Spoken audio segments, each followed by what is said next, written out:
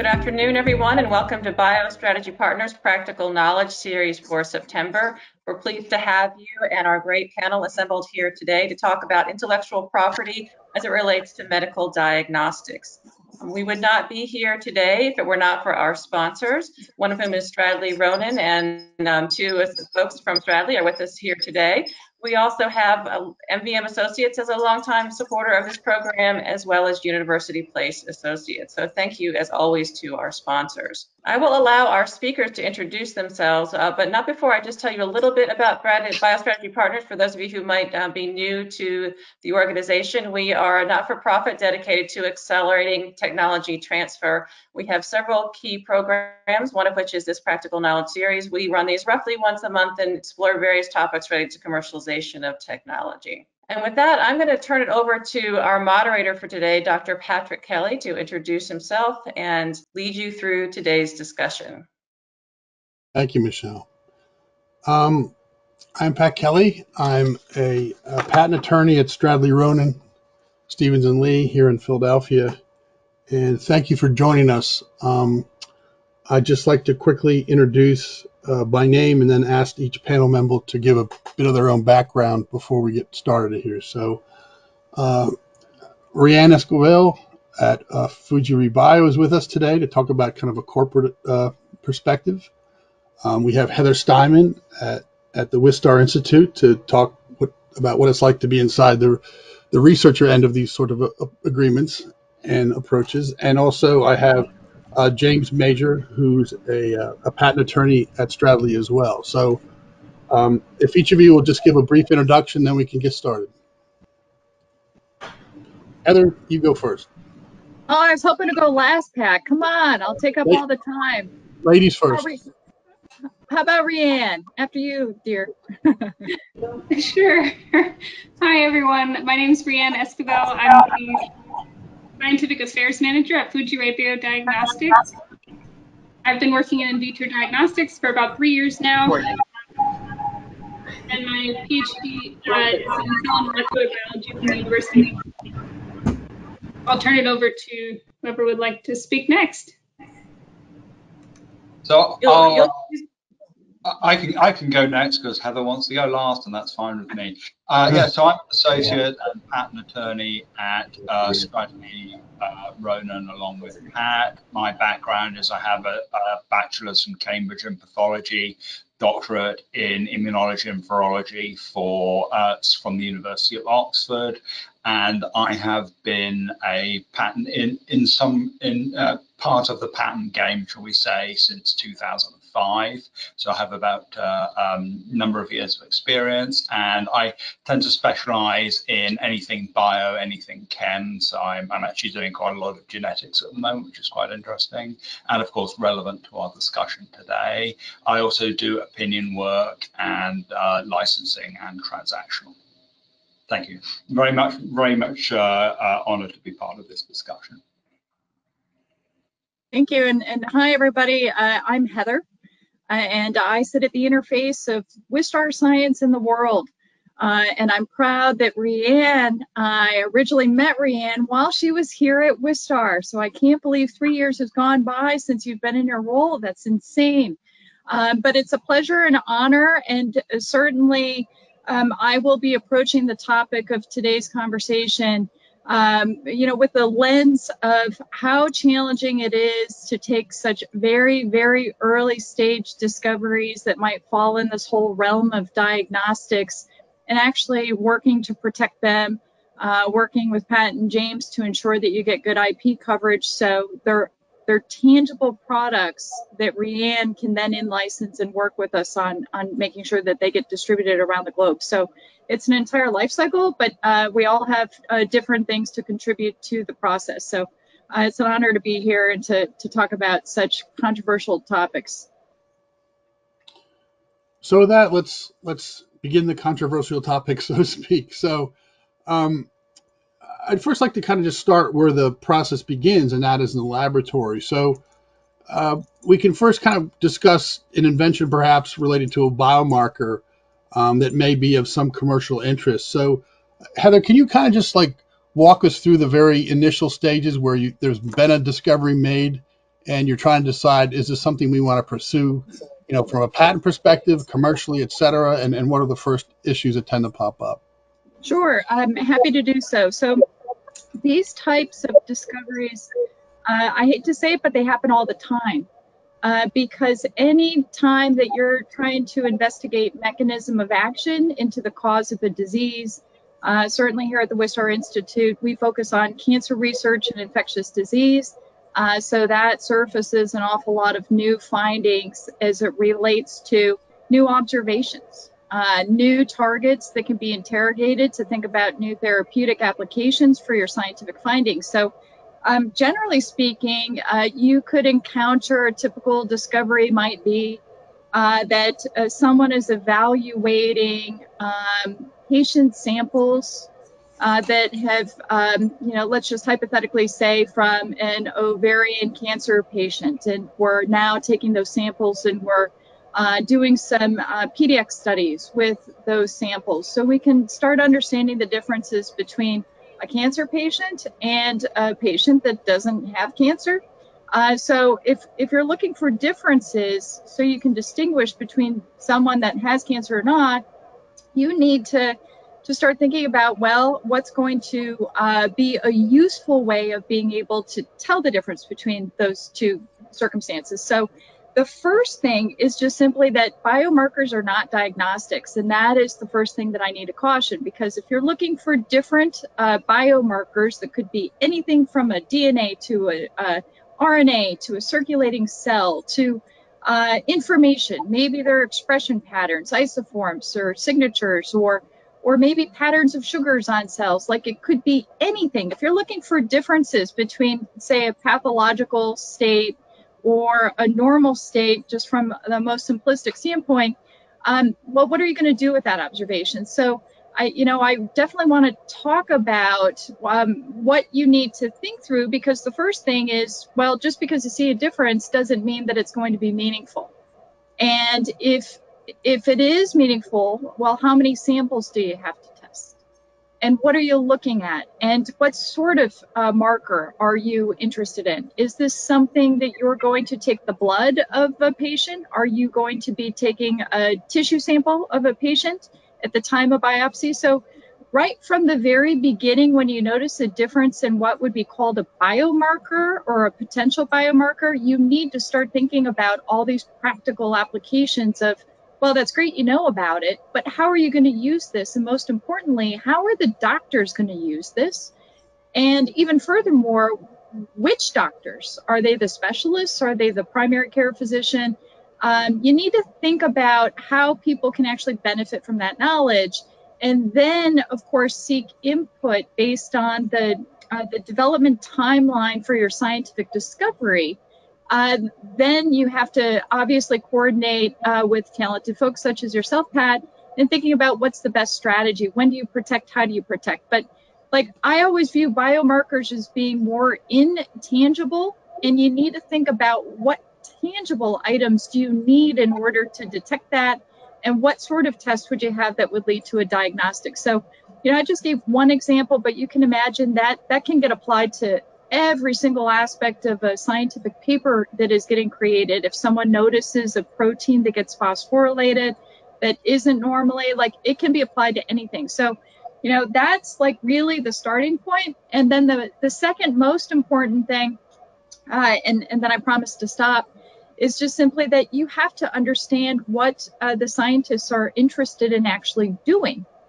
If there's no interest in continuing the studies to validate and make a very good argument for why this particular difference is important, then you're not going to be able to generate any additional data that's going to be compelling to get someone such as Rianne to be interested in working with you to develop your findings into an actual product. So I guess I operate more on that very intangible, here's my observation, but I don't have a product yet, and it's really not a diagnostic, and it may take millions of dollars and years later and hundreds, if not thousands, of patients and their samples to be able to validate something that could be of use in the future. With that, I'll be quiet. Thanks, Heather. So Rianne, you're at a diagnostics company, so we've just heard kind of a distinguishing definition between just a biomarker, but the question is then can it become a diagnostic? So when you hear the word diagnostic, what are you thinking of? What does that mean to you? Right. I mean, the first thing that is most important, obviously, is that your biomarker is correlating to some sort of outcome, right? So we see in COVID right now we have the RNA PCR assays. So obviously, if you're infected, you see the RNA. If you're uninfected, you have no RNA. Theoretically, that's supposed to work out perfectly, but even that doesn't. But I think Heather gave a great example with ovarian cancer and biomarkers and how important thinking about diagnostics early is, that I wanted to comment on as well. Because CA125 in ovarian cancer is pretty much the most commonly used diagnostic and for ovarian cancer. And it's the gold standard, and it's not very good. And so researchers are coming up with great ideas for new biomarkers that look wonderful for ovarian cancer, and yet we can't get CA125 to be replaced because physicians love CA125.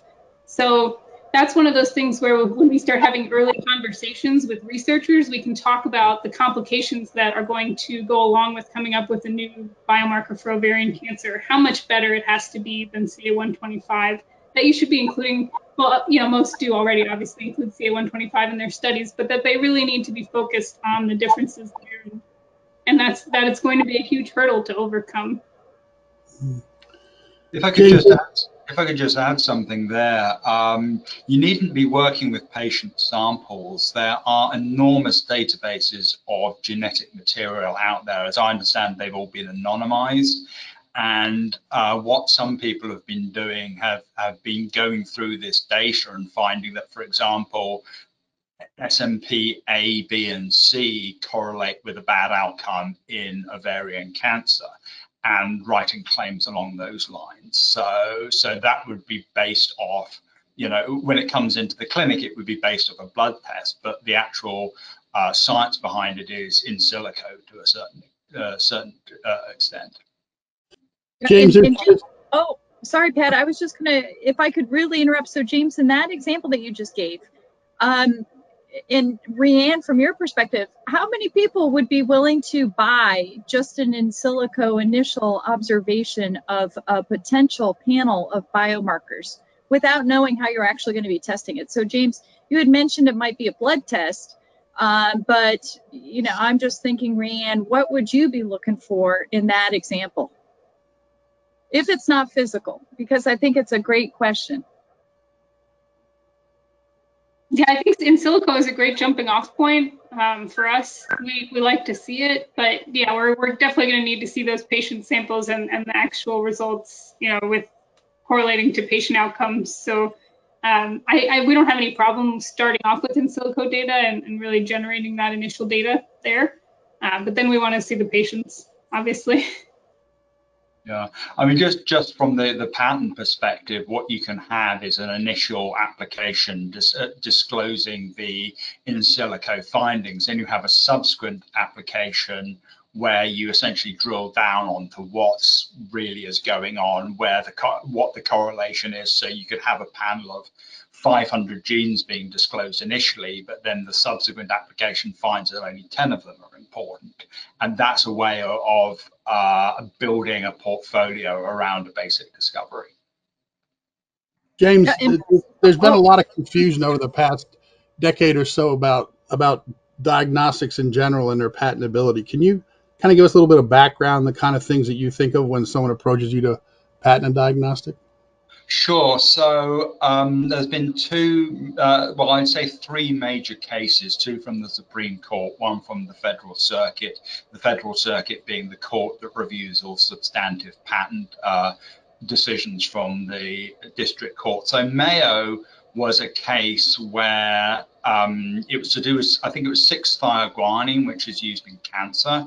And the basic discovery was that whether or not the drug is toxic or whether or not the drug is simply not efficacious fell between two markers. And what the claim was drawn to was you draw a patient's blood sample or get some kind of patient sample, detect the amount of this marker. If it's above a certain amount, it indicates that you should give less next time. If it's below a certain amount, you need to give more this time. Well, the Supreme Court, to cut a long story short, says that's great, but that's a correlation. It's what you're essentially claiming is a physiological phenomenon that's prior existing, notwithstanding the fact that 6-thioguanine doesn't exist in nature. What you're claiming is essentially a phenomenon found in the human body. So that came as a real blow to a lot of this kind of the medical diagnostics industry. And then following in its wake came along Myriad. So this was a case where they were claiming the actual genes that are commonly mutated in certain types of familial breast cancer and ovarian cancer, held by the Supreme Court that essentially what they were claiming is an isolated version of the nucleic acids found in each of us. And the Supreme Court essentially said that isolating a natural product isn't enough to convert it from a natural product that is unpatentable. So that again was a real blow for the industry. But there has been something of a comeback in this very interesting case called Vanda. So what they were claiming in Vanda was you determine a genotype. I've got the actual claim up in front of me.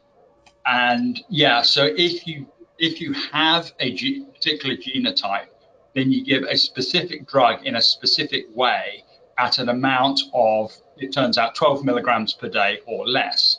But if you don't have the genotype, you administer the same drug in the same way, but above 12 milligrams a day.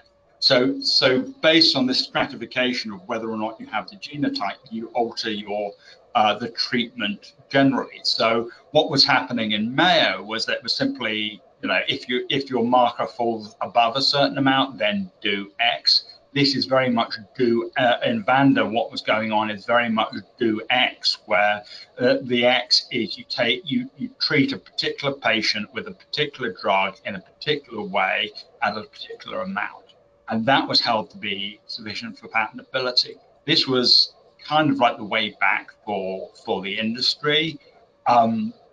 The case was appealed to the Supreme Court. The court didn't take it, and I've long thought that trying to second guess what the Supreme Court is doing is largely a pointless exercise. So all we know is that Vanda was not worthy at that time for Supreme Court review. So basically, if you can tie a medical diagnostic to a treatment, you're going to have a much better chance of getting the diagnostic method through the patent system. One problem you do have with that is what's called divided infringement. So ideally, you want, in an ideal circumstance, you want one actor, say a doctor in this circumstance, to be doing all the steps in the method, and therefore becomes an infringer, and the company for which he's, and what can happen is that if it's for something like administering a drug, the doctor is what's called the primary infringer. The drugs company that tells them to do this is the secondary infringer. That's how you get the people with big pockets in. The problem with divided infringement is that if you have a claim where you determine the level of a gene and then treat accordingly, well, the doctor's ordering the test, but the actual administration of the test is being done by someone like LabCorp. And then that's coming back to the doctor, and they're doing the actual treating. So there will be potential problems in enforcing this kind of claims. Nothing I feel you can't draft around, but I must stress that the case law in this area is very much a moving target. And patent attorneys such as myself and Pat are very much going off where the law is now and where we think the law is going. And it has been challenging and enjoyable to really get to get valuable claims through with this kind of backdrop. And I'd love to comment on part of what James just said. He's he made the point that if you can tie your diagnostic to a medical claim, it's easier for IP. And on the diagnostic side, we look we love that too, because if you can tie your diagnostic to a medical treatment outcome, that makes everything much more straightforward in terms of getting through FDA clearance, getting reimbursement for a diagnostic, all of that. So, you know, having a treatment outcome is ideal for us as well. Yeah, I mean, I feel my feeling, and this is, you know, I was reading a review article yesterday, and they found that I'm dying to find out what the application number is. That they had a rejection based on this Mayo case, and they added, in addition to determining the level of a gene or something like that, they added treating a patient, and that was sufficient to get it through the patent office. I'm not convinced that's enough. Under this Vanda case, without wishing to flog a dead horse, the treatment was a particular patient with a particular drug in a particular manner at a particular amount, and that was enough there in Vanda. Whether or not simply treating a patient and that being it is sufficient for the patent office in the case, whether or not it will survive in the court. James mentioned it's been enjoyable watching this. I want to say for myself, I've had enough enjoyment. Thank you very much. Well, masochism then, perhaps. The next question I have is, sometimes there's a device or a machine that's used with the diagnosis process. So does that issue come up on any kind of regular basis? And if it does, what are the kind of considerations you have? I think this is more a Rianne and Heather question, but any thoughts on that? Go for it, Rianne. So I guess that's a little bit complicated for my company. So, you know, researchers coming up with a device tied to, I'm getting a little echo, I don't know why. I think moving my computer helps. So researchers coming up with a device that's actually tied to the biomarker complicates things from my company's perspective, because we already have, you know, ways to measure the biomarker. We're interested in the actual antibody biomarker. But I imagine from an IP perspective, it might be a very good thing. You know, my company obviously works in chemiluminescence, which has been around forever, and I don't think you have much IP out there for that, or any flexibility in that area. But yeah, so from my perspective, I maybe don't have as much to offer on the device side of things. No, but I think, Rianne, you bring up a really good point. So for instance, if I just have an observation, which is a protein that gets overexpressed or secreted, let's just say in an instance of a cancer, and I want to detect that, I'm going to be reluctant to go file a patent application unless I know that I'm going to have something that can recognize that protein. So if I'm trying to sell something to Rianne, I'm going to want to make sure that I know what her company, what her whole platform looks like, what their methodology is for detecting that before I even request to have a patent application filed.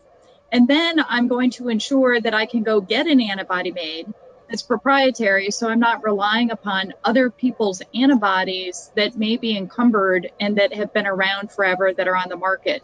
Because for all you know, we might not have the rights to use those antibodies. It might be very expensive to go procure those antibodies. So from the portfolio perspective, going back to what James had mentioned earlier with the in silico example, I like to sit there and think about that. Well, my step one is that I have a really interesting potential protein that I want to detect for this application.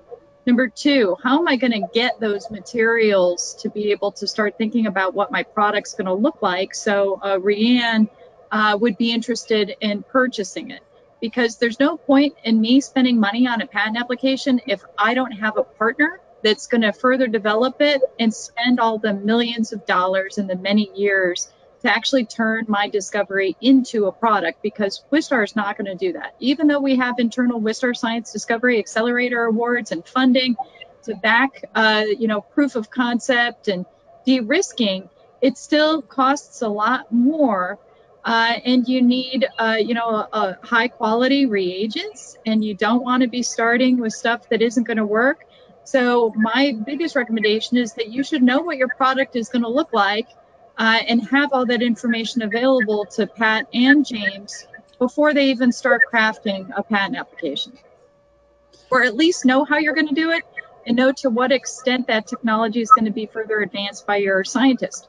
Because if the answer is that they're not going to take that original panel reference with the hundreds of different potential markers down and narrow that to 10 or 15 or something that's manageable with a favorable cost of goods and knowing how you're going to deploy the test, what's the point of spending money on a patent application? Which leads to another interesting question, is that's when to partner, because oftentimes your partner is helping to defray or cover the patent costs, for example. So Heather and Rianne, when do you like to think about approaching each other for partnerships? I'd imagine the earlier the better, but let me know what you think. After you, Rianne. Definitely the earlier the better. I mean, we are always happy to listen to researchers who have early information to share with us. And sometimes we're able to help them with patient samples and things like that. And when they get in early, we can kind of guide the clinical utility behind the biomarker, make sure we're testing in the patient populations that are really relevant to those clinical outcomes, make sure that, if they want to work with us, that we're really focusing on the fact that the biomarker will actually work in the medias that we would need it to work on for our platform. For instance, we aren't going to be able to help you with a solely tissue-based assay. That's just not how our platform works. So you would have to make sure your biomarker in urine or something like that, just as an example. But I'll turn it over to Heather and hear her thoughts. And I certainly like the earlier the better, just because not only do you gain from the expertise of your partner, exactly as Rianne had very nicely articulated, all of the added advantage of experts that do this for a living, that make products that people want to use and that they can sell. So you're going to increase the likelihood that you're going to get to a product that will actually generate royalties for long-term royalty generation for a long run if you're working with your partner. Now, part of the reason why that's controversial is because I know a lot of people are reluctant to partner early in the event they're going to be creating new intellectual property together that's jointly owned, because that does make things a little bit more complicated as it relates to licensing and commercialization agreements. But I'm all for it because, quite honestly, if you're not aligned in producing a product together, then you're going to have a very difficult time, unless you're doing it through a startup company and just developing it on your own or with a strategic partner, to try to actually convert that quickly into a product, because we don't have a lot of time. And I'd love to hear from your experience how long it takes, James and Pat, for a diagnostic patent application to issue, because you have to take that into consideration. If you don't have all the materials and you can't actually get your prototype test, then when's the best time to file as opposed to partnering if you want to get the longest royalty stream out of it? And James, that question as well is, what are you trying to patent usually out of the gate? What's the first impulse on what you're trying to pursue from a patent perspective?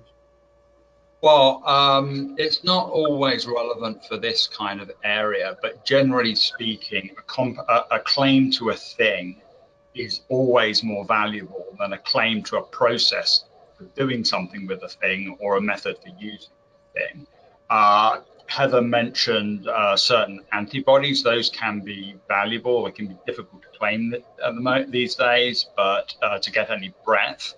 But that is an example of where thinking about where the value is. The other thing I would add, and I think this alludes to something that Heather was saying, is that as a patent attorney and as someone who has a substantive role in defining where the prosecution goals are, you've got to keep your eye on them.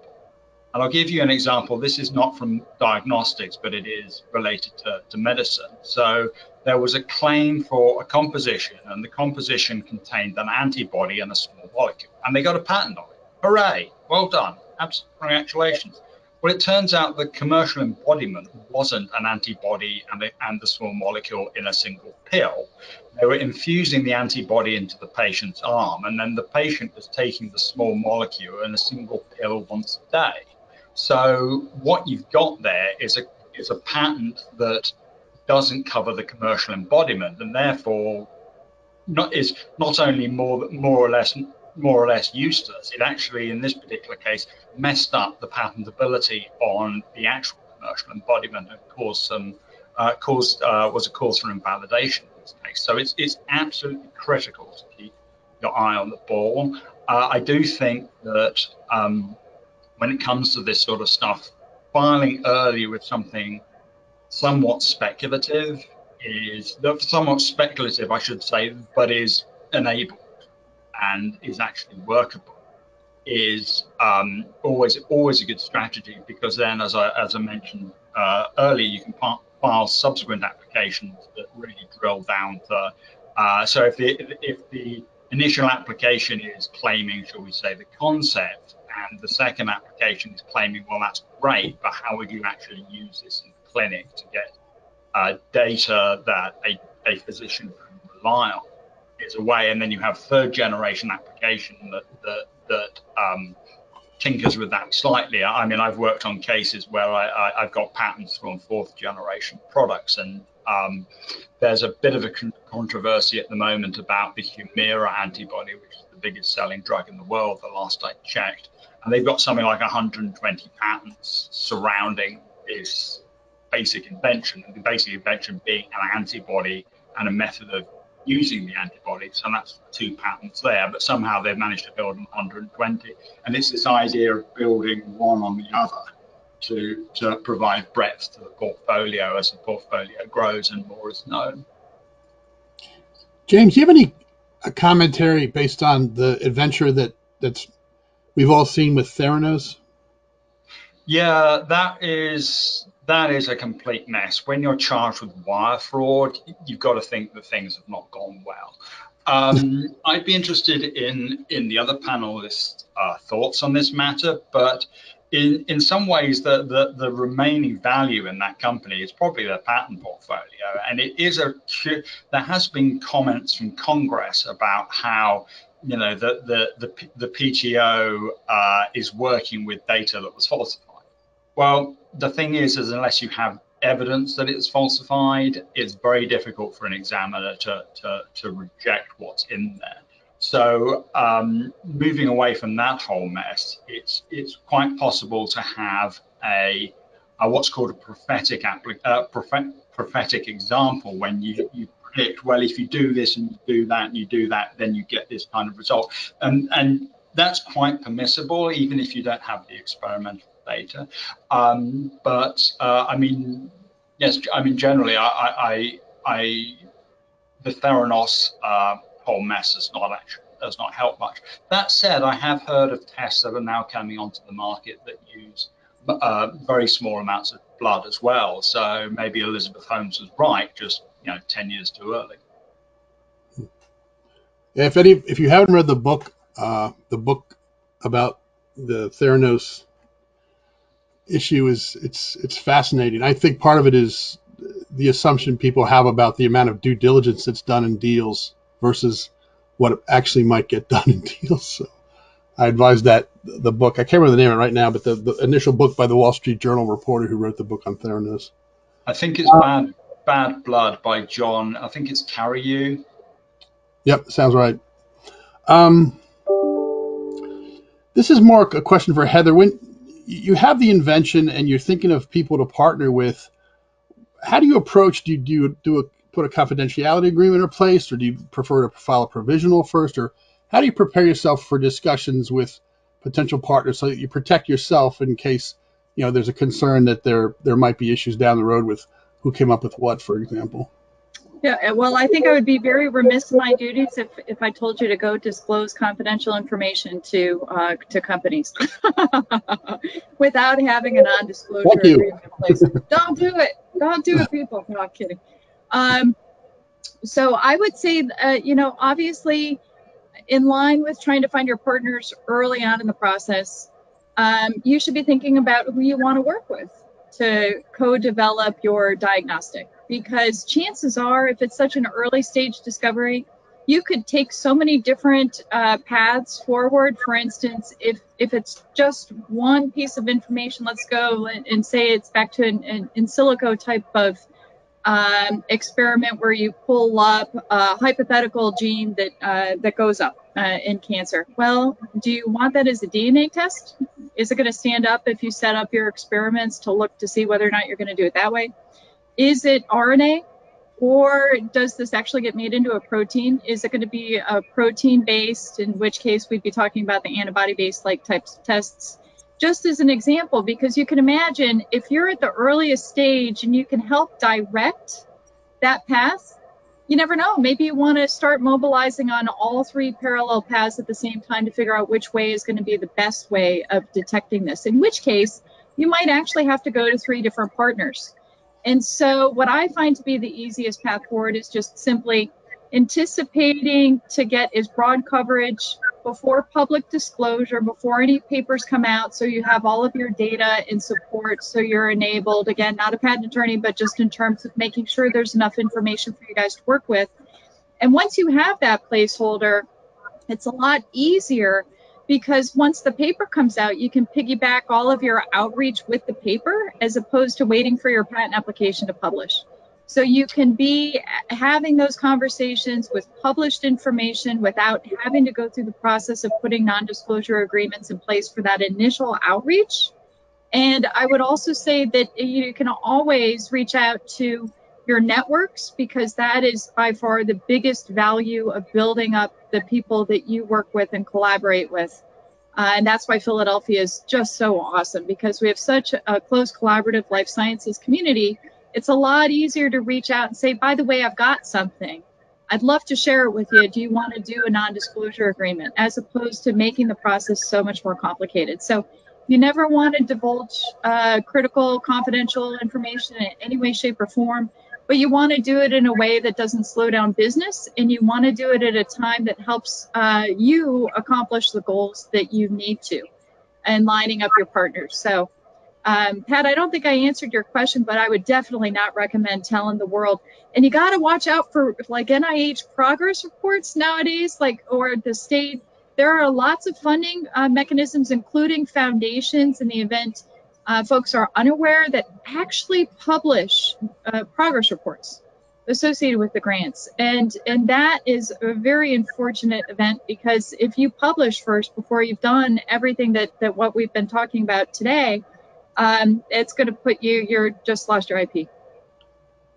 And Rianne, that jump in here if you wouldn't mind, because we have a question from Suzanne in the audience that is timely with respect to conversations with partners. Suzanne asks, for early collaborations, what do agreements look like? Are they an option in sponsored research or co-development? I think that's maybe just a couple of the options. If some of you would like to comment on that, that would be great. Thank you.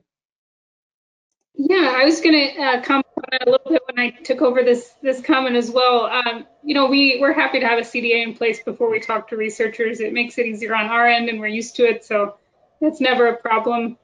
And when you have the CDA in place and you get it early and you're talking to us early and you get us excited about your biomarker potential diagnostic, those early collaborations can look like a sponsored research agreement. So if if we're excited about it, we do sponsor the research, and sometimes with funding, sometimes with patient samples, just in different ways that we are able to help or interested in helping. And I think Heather can comment more on sometimes what else goes into those agreements. Yep, I completely agree with you. And I think that's where there's really nice alignment with both parties working together to create new things. So you have to be very mindful about what your statement of work is going to be. You have to be thoughtful in terms of the milestones you want to lay out, because you don't want to just be accepting funding for no reason or to use for other experiments. It doesn't work that way. Every dollar should go towards getting the information that you need to advance your actual test. I would also say that generally speaking, if we can, we look for ways of protecting our background intellectual property. That is where I would call James and Pat right away before I even talk to Rianne to say, do I have background IP here that we should protect before we create even additional IP that might be jointly owned by our parties, assuming the considerations are standard and you permit both parties to own their own respective intellectual property. So I would definitely say that, I like the ability to be able to have either an exclusive option to your existing background IP along with a sponsored research agreement, and already maybe an outline of a term sheet where you know that you're going to be in alignment later on down the road once you have improvements in all of the components that would go into a license, assuming you're going to have all of your milestones that get successfully accomplished along the way. Because that way you're not wasting time worrying about negotiating 2 years later. You can at least anticipate what might be reasonable in terms of ranges, even though you can never put a price tag on future IP before it exists, because you don't want to run afoul with all of our obligations as it relates to use of government support and anything else that also contributes to your funding. But you can at least think about what might be reasonable. So you have that discussion right from the very beginning, and then all your paperwork's taken care of, and you can actually focus on the science. So to me, that's probably the most important thing. So that's the approach that I find to be extremely efficient, and it makes sense for everybody, and it's not really unpleasant once you get through that. And just imagine, once you get that first package done, then you can roll it out for every other project. Hint, hint. I'm sorry, Pat. I was going to ask Rianne, once you've got an agreement in place and you're starting to work together, from the company perspective, how do you try and work together? What do you want to do? I guess you want to direct the process towards a commercial product. And I guess my question is, to what extent do you participate in trying to get everyone focused on getting something out the door that you can then sell and make money on, so everybody has money at the end of the day? So how do you work together with those scientists to keep them focused on the bottom line? Is we need to sell this so you can keep doing research and we can keep our lights on? When you get in really early, we're not too aggressive with the scientists on micromanaging their research. It's I might be, though. I might be. So you can be the good cop, I'll be the bad cop. It's more when they meet with us, it's really great to have a focused presentation on the progress on, as Heather said, the milestones that we've put together, and that we know that the money that we've been sponsoring is making progress towards, in our case, an antibody that's going to be used on either our platform or other platforms out in the diagnostics world. And as long as we're seeing progress in that area, we're happy. We understand that research takes time and that there's ups and downs, and I think that you're working with scientists. It's just industry scientists. So. And Rianne, have you found it more efficient to have a point person, or is it fine to work with a variety of people on a project for communication on where things are going and what should be done? So do you like to work with just maybe the tech transfer office or the scientists themselves, or a mix, or what's your view on that? It's great to have a point person. Like when Heather's running a project, I always know I'll have communication right away, and it's very efficient. So I love working with Heather, for example. And I think if you do have someone in charge of the tech transfer office, that's really helpful, because scientists are running around, they're doing a million different things, and their focus isn't always on responding to how to set up a calendar invite and things like that. So it's nice to have someone. I get it.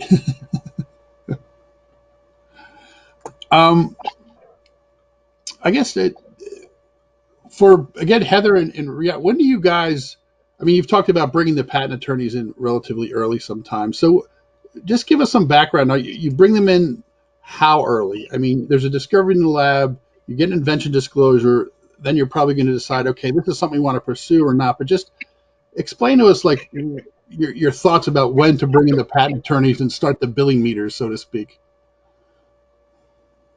Rianne, do you want to go first? Sure. Like I said, we can come in at any point. If there just needs to be enough evidence there that there's some clinical utility behind your biomarker. If you're going into a field where there's maybe no treatment, no hope, to be kind of blunt about that, then it makes it much harder to have a biomarker, and we might not be as interested. Or maybe we work in cancer biomarkers, and you're coming to us with something, that diagnoses eye problems. That's not going to be something we can really focus on and help you with as well. So we'll tell you to go somewhere else. But if you come in early with an exciting cancer biomarker and we can just basically do some sponsored research to fund it, I mean, we aren't necessarily even putting IP in place all the time, putting all those kinds of contracts in place all the time. In those really early stages, we can just help with funding, like with the Germinator program, what we do, because we like to be around and be available to be part of those really exciting initial discoveries that do have potential new IP. And I think for Wistar, Pat, generally speaking, our process doesn't start with an invention disclosure because we have 34 labs in our core facilities and all of our meetings are research in progress. So, I attend all of our research programs and all of the department programs. So I look at the research ongoing on a daily basis. So it's a snapshot of the sort of Wistar science landscape at any moment in time. And because we're so closely connected with our marketing and communications group, and also with our research administration group, and also with our institutional advancement group and our finance group, we review, and that's part of our vetting process for identifying innovation. We review progress reports, we review grant submissions, we review, even what's being disclosed in press releases, just to make sure that we're not leaking intellectual property without causing any sort of alarms. And at the same time of being aware of what's being sort of developed or invented or discovered, in that single snapshot is when we sort of mobilize to look to see who else out there is working on this target. So the full commercialization and market workup is done in parallel, exactly at the same time. So there's no delay and lag process from capturing that invention, from doing like a patentability assessment, and then understanding who's going to buy it. We sort of do all of that at the same time. And depending on the outcome, that is when we'd reach out to you. So if we knew that, going back to the example of the grant progress report is going to publish, we're not going to want that to happen. So we're going to work with what we actually have. We're going to gather everything that we can. We're going to try to build up as much content and data to support any sort of new use type of filing if we don't have the compositions yet, so we don't disclose something. And that's where we take your input and try to make an informed decision. But generally speaking, we won't file on something if we don't think that we can find a partner for it and we can't turn it into something that is useful. We won't do that just because it doesn't make sense to do so. And along those lines, as an application progresses, is there more discussion between you and your partners on let's getting allowable subject matter that means something? James made a very good example of getting claims allowed that didn't reflect the actual product. So I would imagine there at some point there's a discussion about making sure that what leaves the door, the factory, so to speak, is covered by the claim. So is that a discussion you tend to have with the Patent Council, or? Well, I would actually say that is a perfect example of why you want to have your partner with you working by your side. Yeah. Because you can imagine if you're exchanging data and you're monitoring the progress of the milestones, you're going to know what additional IP that you need to file that's custom to the product. So generally speaking, like, we'll have conversations like this with our partners probably before we would have that type of conversation with our counsel. And the other thing is, generally speaking, we would reevaluate maybe at the time of like a restriction requirement. That would probably be the earliest time point, or maybe when the international search report publishes, because we do look at those when they come out, just to see if there's any art that we didn't anticipate beforehand that we should fix, or maybe we just scrap the original filing. Because in the end, even if you are protecting your background IP before you're working on your future IP with your partner, if that's not going to help protect you, there's no point in holding on to it. It's just going to cost everybody more money. So you're better off putting all your time and energy for the future stuff, even if it's jointly owned. So I would say international search report, definitely the restriction requirements, anything like that, or responding to office actions, that really helps fine tune what your product looks like at that point in time. So you kind of get to evaluate your work in process as you go along. So one of the focuses of BioSP is to help startups get on their feet and move into the big tough world out there. And I'm going to wrap up by asking each of you to just give kind of a short talk, just a minute or two about key advice you would have to these startup companies on the type of things they should focus on when they're, climbing that mountain to get out in the real world. So just a short discussion of things to pay attention to, because, sometimes you don't know what you don't know, and that's the biggest danger. So little piece of advice on maybe what to be careful about, what to be thinking about, so you can get the process rolling. James, do you want to go? Well, I think one of the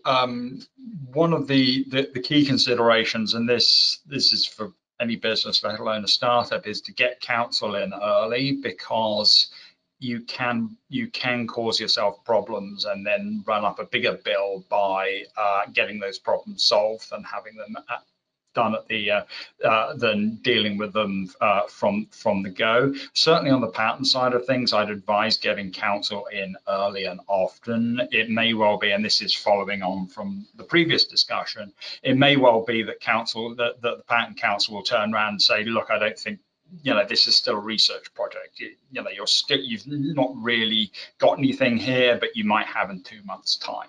That sort of thing I think is valuable.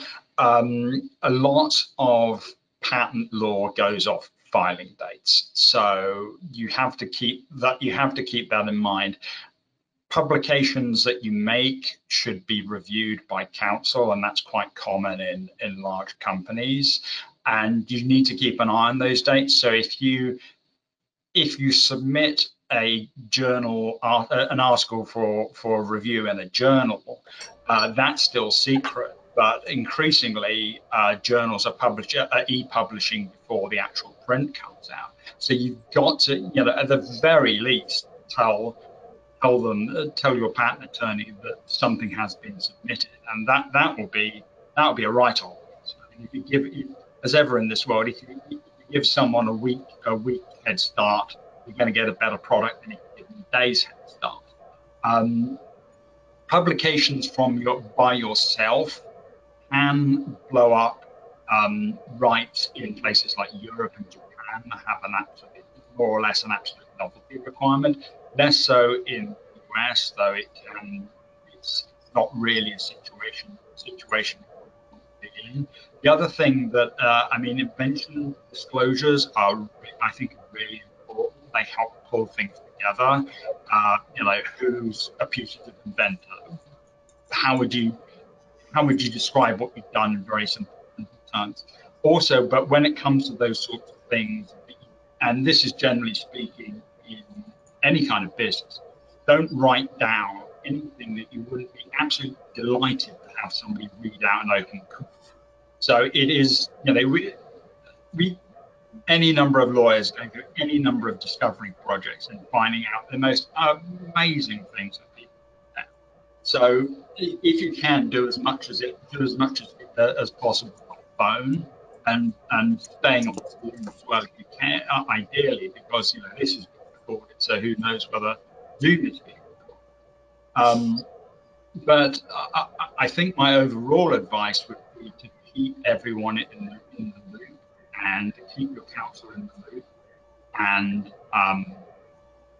to just be careful about those publications, such as grant applications, those who publish, those who are held against you.